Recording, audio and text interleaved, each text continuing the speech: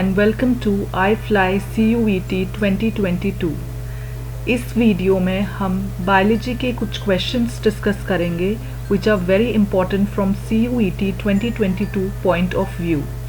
So let's get started।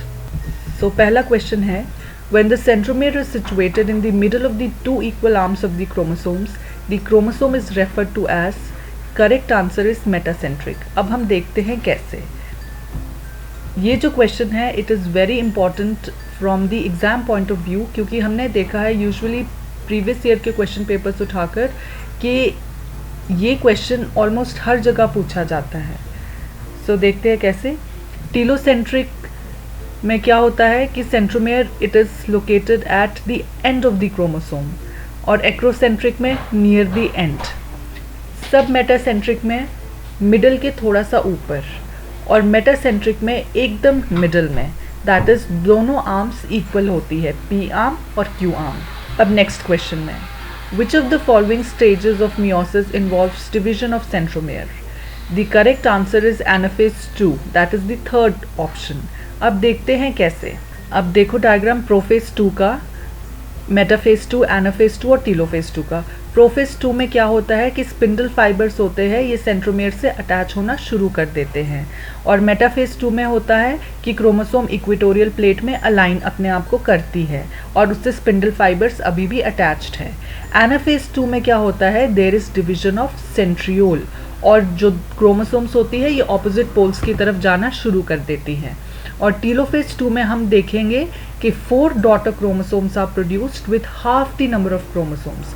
सो हम यहाँ पर डिवीजन ऑफ सेंट्रियोल हम देख सकते हैं एनाफेज 2 में हो रहा है। So the correct answer is anaphase 2।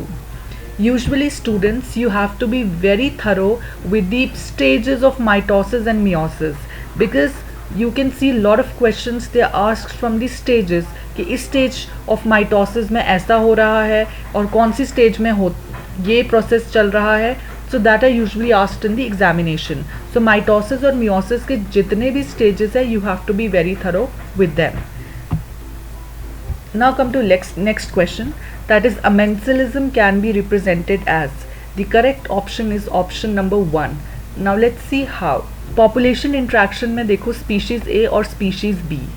अब name of interaction, अब देखो जब भी दो species आपस में interact करती है, species और species B, तो हम उस प्रोसेस को एक नेम देते हैं अकॉर्डिंग टू द आउटकम।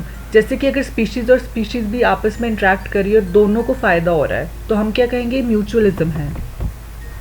अगर दोनों को नुकसान है तो हम कहेंगे कि कंपटीशन है। अगर एक को फ़ायदा है एक को नुकसान है तो हम कहेंगे प्रिडेशन, पैरासिटिज्म। और अगर एक को फ़ायदा है और दूसरे को कोई फ़र्क नहीं तो हम कहेंगे कमेंसलिज्म। और अगर एक को नुकसान है और दूसरे को कोई फ़र्क नहीं तो हम कहेंगे amensalism. So the correct answer is amensalism। So there are two example of amensalism, that is goats और insects का, और पेनिसिलियम और बैक्टीरिया का। अब गोट्स और इंसेक्ट के केस में क्या होता है, गोट्स क्या करती है, ये ग्रीन प्लांट्स पे फीड करती है, इंसेक्ट्स भी उन पर ही फीड कर रहे हैं। तो गोट्स बहुत ही जल्दी से ग्रीन प्लांट को कंज्यूम करती है और एज अ रिजल्ट इंसेक्ट्स के लिए कुछ रहता ही नहीं। तो हार्म किसको है, इंसेक्ट्स को। और कई बार क्या होता है, गोट्स प्लांट्स खाते खाते इंसेक्ट्स को भी खा जाती है। So as a result insect gets killed. तो इसमें क्या हो रहा है, गोट को कोई हार्म नहीं, कोई प्रॉफिट नहीं, और इंसेक्ट को नुकसान है। तो this is an example of amensalism.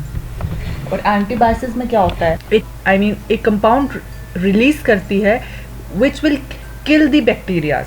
So as a result क्या होता है, बैक्टीरिया का हार्म हो रहा है, बैक्टीरिया गेट्स किल्ड, और एंटीबायोटिक अपना नॉर्मल काम कर रही है, एंटीबायोटिक को कोई फर्क नहीं। So it is an example of amensalism. Now next question. The amount of nutrients such as carbon, nitrogen, phosphorus and calcium present in the soil at any given time is referred to as।